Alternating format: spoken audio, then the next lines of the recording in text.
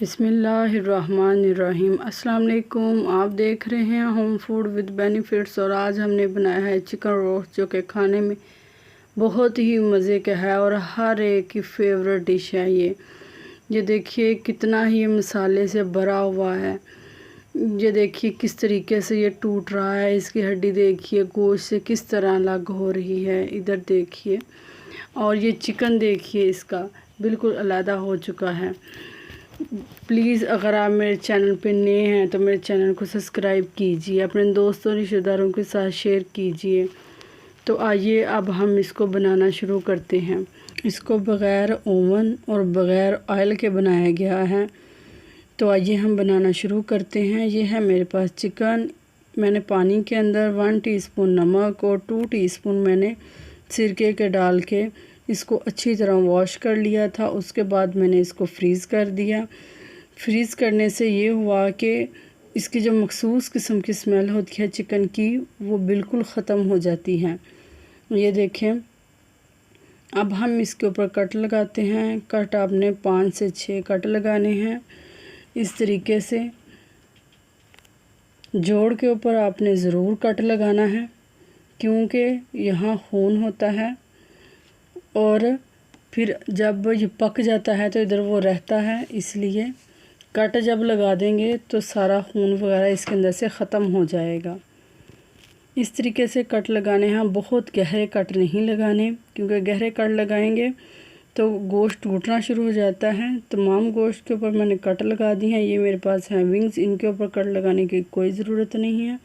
इधर मैंने ले लिया है 3 टीस्पून दही का। इसी तरीके से थिक होना चाहिए। ये मेरे पास हैं सुरख मिर्चें, सब्ज़ मिर्चें, 1 जवा लहसुन का, छोटा सा टुकड़ा अदरक का। इनको हम पीस लेंगे दही का 1 टीस्पून डाल के। ये देखिए इस तरीके से पेस्ट बन जाना चाहिए थिक किस्म का। अब मैं शामिल कर रही हूँ इसके अंदर नमक, सुरख मिर्चें जो कि कुटी हुई हैं मेरे पास, हल्दी 1/2 टीस्पून, काला नमक 1/2 से कम टीस्पून, और लेमन 2 से 3 लेमन इसके अंदर हम शामिल करेंगे। यह है मेरे पास सिरका, 1 टीस्पून सिरका शामिल करेंगे हम इसके अंदर। यह है गरम मसाला 1/2 टीस्पून। यह है मेरे पास तिल, वो भी हम इस स्टेज पे भी शामिल करेंगे। यह है मेरे पास कश्मीरी मिर्चें 1/2 टीस्पून से कम है। यह है जी ज़ीरा 1/2 टीस्पून, सूखा धनिया 1/2 टीस्पून, और इन चीज़ों को हम अच्छे तरीके से मिक्स कर लेंगे। इतना मिक्स करेंगे कि दही की तमाम गुठलियाँ ख़त्म हो जाएं। ये देखिए इस तरीके से आपका थिक सा पेस्ट बन जाएगा। अब मैं स्टेज पे इसके अंदर शामिल करूँगी ज़रदा रंग।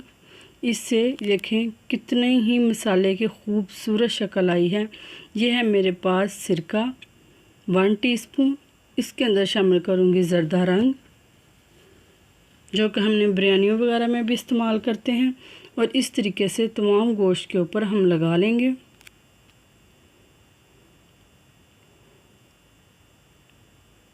ये देखें सभी पीसेस के ऊपर मैंने अच्छी तरह से उसको कोट कर दिया है सिरके और ज़रदा रंग को। ये है मेरे पास मसाला। इस तरीके से थिक होना चाहिए। अगर इससे ज़्यादा भी थिक हो तो बहुत ही अच्छा है। अगर ये लिक्विड आपसे बन जाए तो इसके अंदर आप 2 टीस्पून कॉर्नफ्लोर के भी शामिल कर सकते हैं। और इस तरीके से आपने सारा जो अमेज़ा हमने बनाया हुआ मसालों का वो इसके ऊपर लगा देना है इस तरीके से। और इसको 2 घंटे के लिए रेस्ट पे रख देना है। फ्रिज में अगर सर्दियाँ हैं तो बाहर रखें, वरना फ्रिज में रखें। इधर मैंने एक प्रेशर कुकर लिया है, उसके अंदर मैं स्टीमर को रख रही हूँ। इसके अंदर हम पानी शामिल नहीं करेंगे। प्रेशर कुकर को मैंने 15 मिनट पहले गर्म होने के लिए रख दिया था।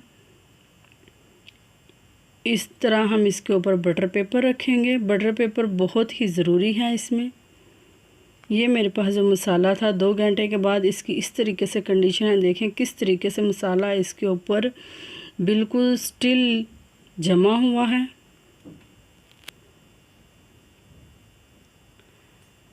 तमाम पीसेस को मैं इस तरीके से प्रेस अप करके अंदर रख दूंगी। ये देखिए मसाला अपनी जगह से ज़रा भी हिल नहीं रहा।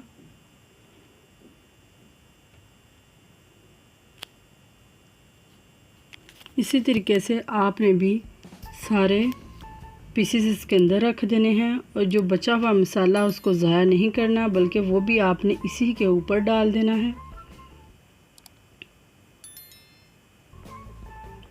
जब हम इन पीसेस को फ्राई वगैरह करते हैं तो तब इनका मसाला उतर जाता है, जबकि इस तरीके से आप पकाएंगे तो इनका मसाला ज़रा भी नहीं उतरेगा।